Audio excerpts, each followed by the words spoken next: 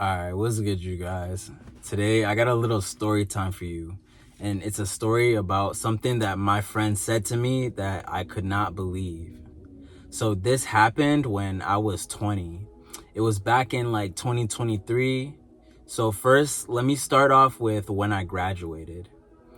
After I graduated, I would say half of my friends, they left the city to go to university, and then some of us, we stayed for a community college in the city, and then others, they went to trade school or they just went their own route in life.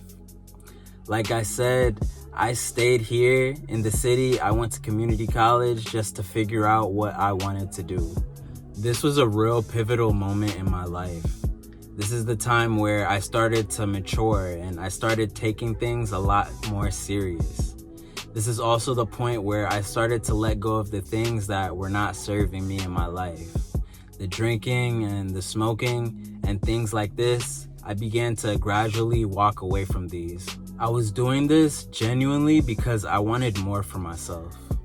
When I was growing up, I didn't care too much about the future, and I just had that mindset of just have fun.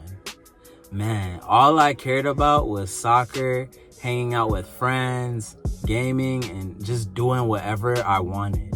All of that started to change. My vision changed and I wanted to elevate, not only for myself, but the people that are around me. And I gotta give full credit to God, because when I gave my life to God, this is when my eyes truly started to open.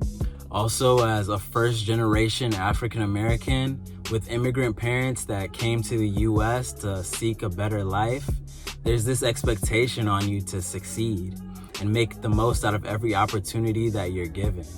So with this added more fuel to my drive.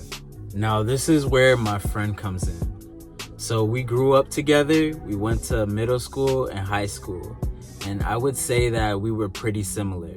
We didn't care too much about school and we didn't give too much thought to the future.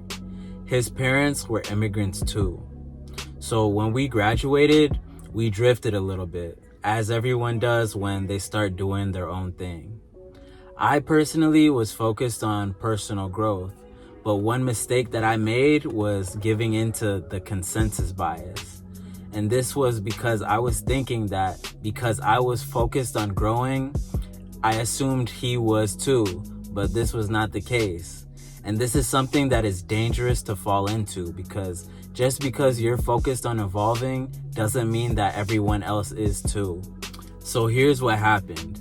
One day I went to my friend's house and I was talking to him and another friend about our goals. And he told me that I'm not trying to do too much. I just want to be average and I'll let my kids be great.